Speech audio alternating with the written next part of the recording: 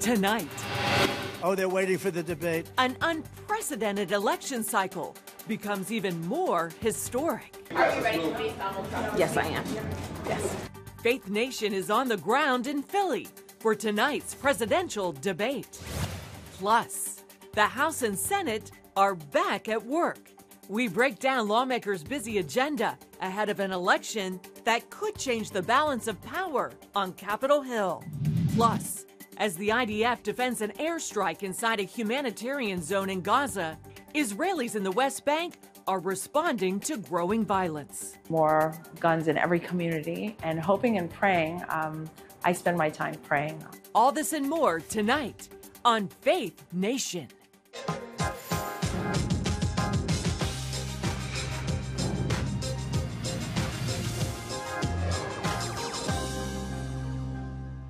She's a vice president with whom some are still unfamiliar. He's a former president who many say is unfiltered. Tonight, they'll take aim at each other for 90 minutes with just one goal: win over a nation. Good evening, everyone, and thanks for joining us from CBN's headquarters in Virginia Beach. I'm Wendy Griffith. Well, back in May, it was announced ABC News would host a presidential debate on September 10th. Well, that hasn't changed. One major thing has. In a chaotic twist to an already unpredictable election, Vice President Kamala Harris has taken over the Democratic ticket, and tonight in Philly, she's taking on her rival, former President Donald Trump. This might be the biggest showdown that Philadelphia's had since the Rocky movies. The stakes are high with both candidates in a tight race. The 90-minute throwdown won't have a live audience. That rule mirrors one from the debate just 75 days ago that ultimately led to the downfall of Joe Biden's presidential campaign, putting his vice president in this now historic moment, a moment millions of Americans will be watching. New polling out today finds 70% of Americans say they plan to watch tonight's debate. Of that 30% say it will help them decide their vote come November. CBN News chief political analyst David Brody joins us now from Philadelphia. David, set the stage for us. How important is this debate in determining who will win the election in November? Well, it's so close, Wendy, and good afternoon to you. It is so close that it is, in essence, the big enchilada. It could be the big determining factor in the race for the White House. Take a look behind me, Wendy. Here's the scene. This is the spin room, or I guess in this case, it's called the spin corridor. This is where the surrogates from both campaigns will come in later tonight and say, my candidate did absolutely wonderful, and we're supposed to nod our heads. But, of course, we don't nod our heads because we're journalists. But beyond that, if you look this way, Mario, we'll just have you go that way. You can see the media filing center. That's where we will be tonight filing on cbnnews.com. You can check our YouTube coverage out tonight.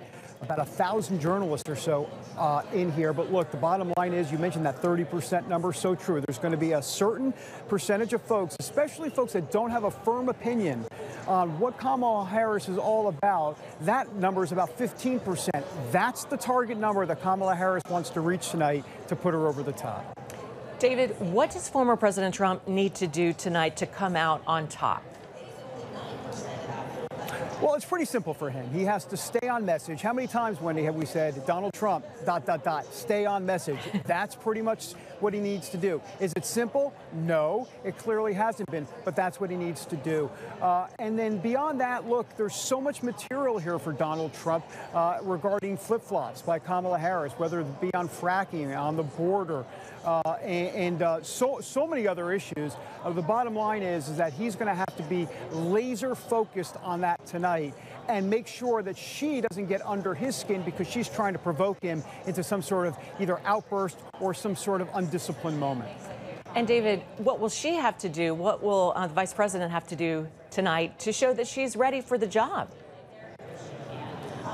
Well, look, she has to come across as presidential. I think that's very important. Now, you say, well, wait a minute, she's vice president. Yeah, obviously, difference between being the vice president of the United States and being presidential. Can people see her as a president of the United States? There's a gravitas factor, if you will. I think that's very important. The other thing she has to do, and I think we all know this, and to me, Wendy, this is the key to the entire debate tonight. Will she have, as I like to call it, dare I say it, the Oigavolt moment? Will she have the unscripted ad-lib moment that does not go well, that goes south and becomes a viral moment and a bad viral moment for her?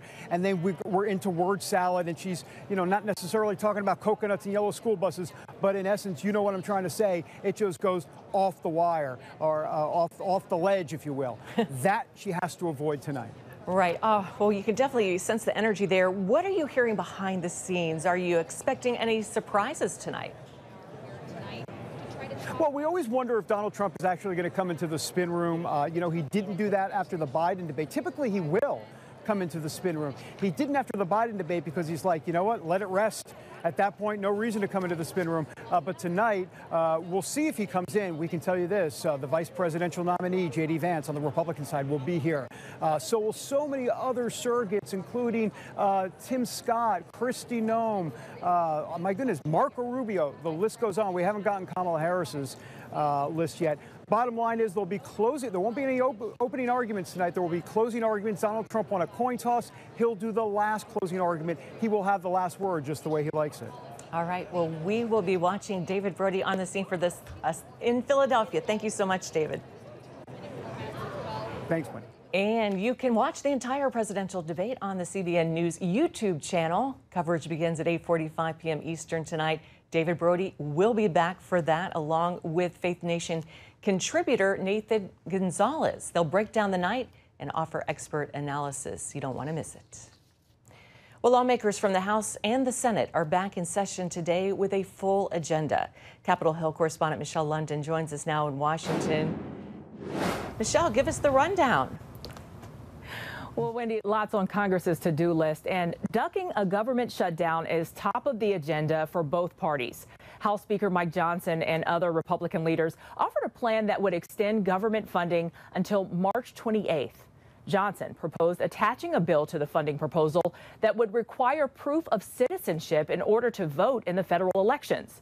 He said today, this is what the American people demand and deserve. Are Democrats open to these proposals? How are they responding? Yeah, Wendy, Democratic leaders feel a 6-month resolution would only hurt veterans, the military, disaster assistance, and domestic investments. Senate Majority Leader Chuck Schumer says his chamber would seek to pass a continuing resolution that's free from, quote, Republican extremism, as government funding runs out on September 30th. Earlier, Schumer calling it Groundhog's Day. We've seen this play out time and time again. The answer is very simple. The House should stop wasting time on a CR proposal that cannot become law. Mark Caleb Smith is the director of the Centers for Political Studies at Cedarville University. He tells me in the midst of a pivotal election, reaching an agreement on federal spending can be mixed with political agendas. Parties will try to attach things to that legislation that they might have a hard time passing otherwise. And so they want to use the spending impasse as a lever to effectively get through other things they may struggle. And spending isn't the only thing on the agenda. Earlier, Schumer vowed his chamber would continue pursuing bipartisan bills like the annual defense policy bill, rail safety, lowering costs of insulin and prescription drugs, among others. Wendy? Michelle, if House Speaker Mike Johnson moves forward with this plan, what's the likelihood of it reaching a vote on the floor with the voter citizenship legislation attached? Well, today the House is expected to hold a procedural vote on the spending legislation. And if that advances, a full House vote is set for Wednesday. And this is a race against the clock, Wendy, as lawmakers complete what's scheduled to be their final 3 weeks in Washington before the fall elections. Wendy? All right, Washington correspondent Michelle London, thank you so much for those updates. Turning now to the Middle East, new details tonight about the final moments of the 6 Israeli hostages who were recently executed by Hamas. The IDF released footage Tuesday showing the narrow tunnel they were trapped in for weeks, unable to stand with no bathroom and poor ventilation. The news puts more pressure on negotiators who are working to reach a ceasefire and bring the remaining hostages home. This as Israel targets 3 senior Hamas terrorists embedded in a humanitarian camp in southern Gaza. According to the IDF, the terrorists had carried out attacks against Israeli troops from a control center and were directly involved in the execution of the October 7th massacre. Hamas says at least 19 people were killed in the strike, dozens injured. Israel disputes those numbers, saying it took numerous steps to limit the risk of civilian harm. Suddenly, we heard a thud. We came running. There were people on the ground here and there, the body parts of children and women. Meanwhile, experts say an expanded war against Hezbollah is imminent. Israel's defense minister said Tuesday the IDF is close to achieving its objectives in Gaza and will be shifting its focus to Israel's northern border with Lebanon. Hezbollah is an ally of Hamas and has attacked Israel with rockets virtually every day since October 7th. Meanwhile, IDF forces going after terror threats in the West Bank. It's Israel's largest operation there in 2 decades. Chuck Holton has this look at the ongoing security challenges in this contested region.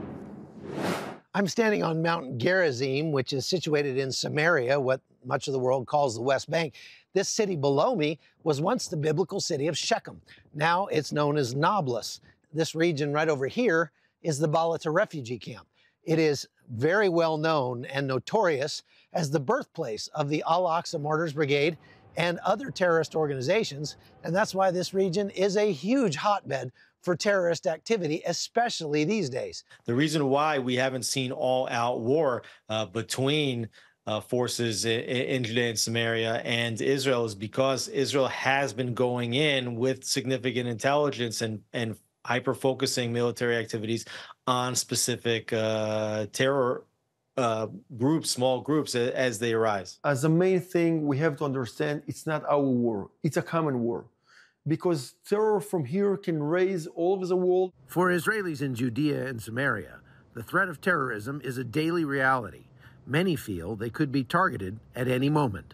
There are a lot of the Arabs/Palestinians living in our region, and we've been living kind of side by side, and sometimes they mind their own business, and many times they try and kill us.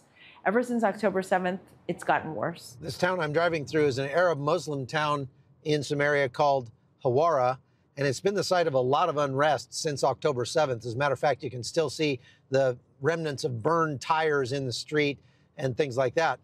And it's gotten to the point where it's so dangerous for Israelis to drive through here because their cars have a different color license plate than the cars from the Palestinian Authority, that they've started to take a longer route to go around and bypass this town when they have to come through this area. United States of America must stand strong with the people in Israel in this operation by attack the terror and not waiting for the terror to attack us. We have to clean this terror.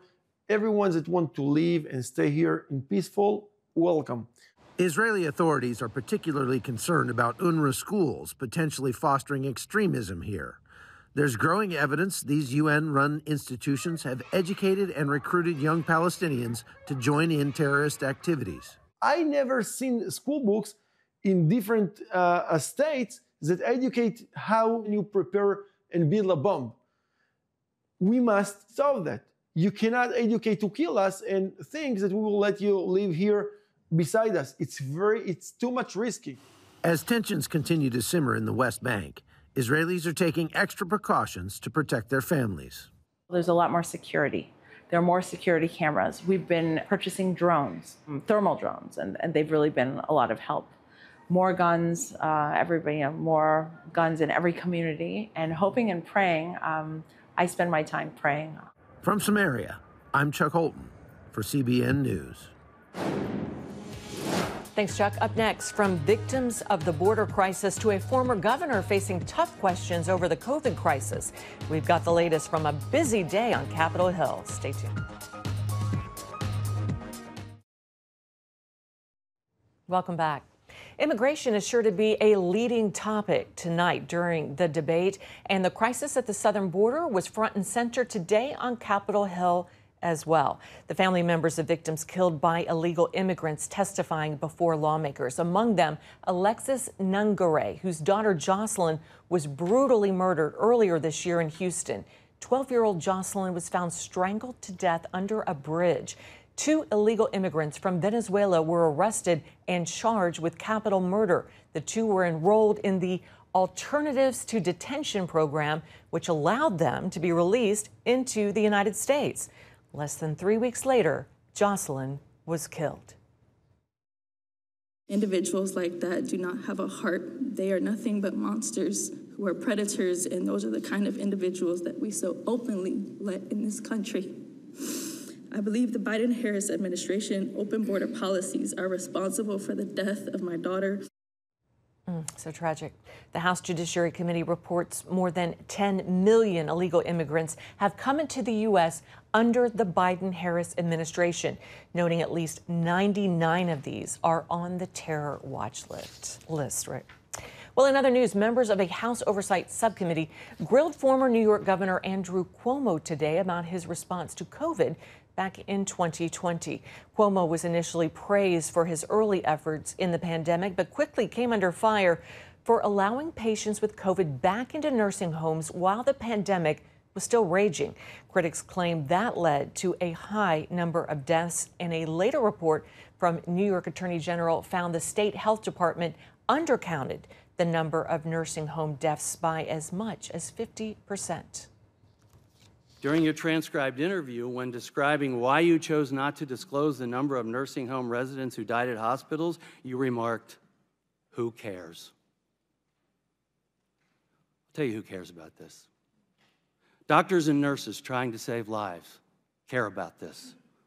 People dying and their families, they care about this. Cuomo strongly objects to the charges and says he was just following government guidance. He also accused the subcommittee of acting in bad faith.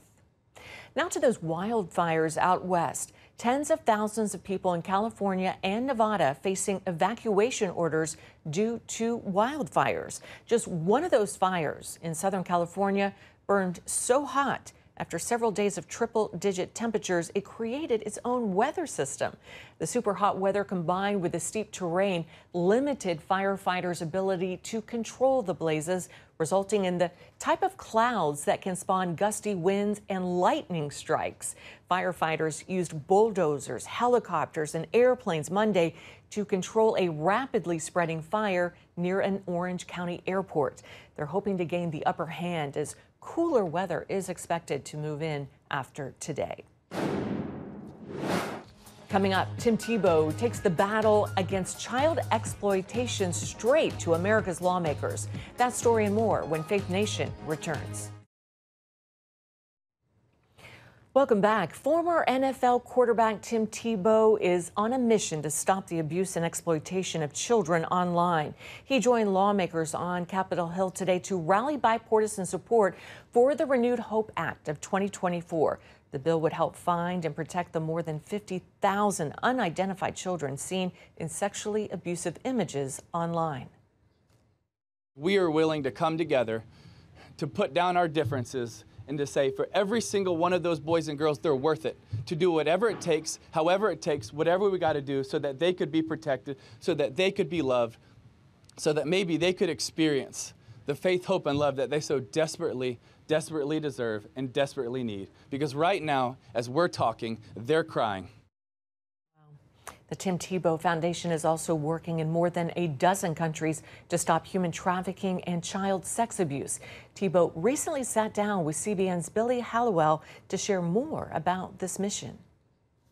Help people understand. I mean, hundreds of children have been rescued as a result of the work that the foundation is doing. Talk a little bit about what has inspired you most and what has unfolded in that regard. Well, I would say probably what has inspired me most has been the lives we've been able to get to and the lives we've been able to touch with our amazing partners at law enforcement and other nonprofits, because one of our non-negotiables is that there's power when we come together, because we don't believe that we can change the world and And I don't know how much you could, but I guess what? If we partner together, I bet you we could do more. And if we bring more people to the team, I bet you we could do more. And so we want to rally people together to be on the same team, united, and trying to stand up for what's right and trying to stand up for people. And one of the things that holds us back from working together is because many times I believe that the credit is more important than the mission. And we want to be the opposite. We want to put the mission above the credit, because there's only one person that deserves credit, and that's King Jesus. And we need to be on mission for him. And so one of the things that's been really inspiring to me is to see the lives that have been changed through the amazing people that have rallied together. So many people have come together, whether that's been operations with law enforcement from dozens of countries, whether that's been nonprofits coming together. It's been so many amazing people that we've been able to see, and then to be able to see hundreds and hundreds of lives that have been able to be changed from all over the world, from locations in our backyard, in all where we live.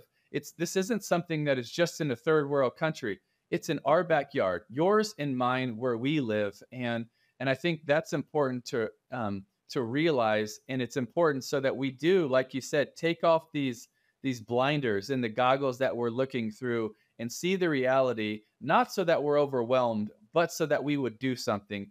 Always remembering that we get to serve a God that's already won for us. So we're not fighting for victory, we're fighting from victory, for the lives that Jesus went to the cross for. And I think it's important because that helps us from being overwhelmed and daunted by the amount of evil to remembering what our God has already accomplished for us. And so that we stay encouraged, stay motivated, even knowing we're going up against one of the greatest evils in the world. Coming up, a dog-friendly event making waves in California. Next on Faith Nation. Finally tonight, some of the world's best surfing dogs recently made a splash on the California coast, celebrating the state's 19th annual Dog Surfathon. That's right, a dog surfathon. Around 50 pups and their owners gathered at Dog Beach in Del Mar for the longest running dog surfing event in the country. The competition features pups of all sizes, dressed in costume, of course. They each get 10 minutes to try to catch the best wave. Dogs were judged on how long they stay on the board and their enthusiasm while taking on the Hanging 10. The event hosted by the Helen Woodward Animal Center to raise support for the center's orphaned and at-risk dogs. And that's going to do it for us. See you tomorrow. Bye.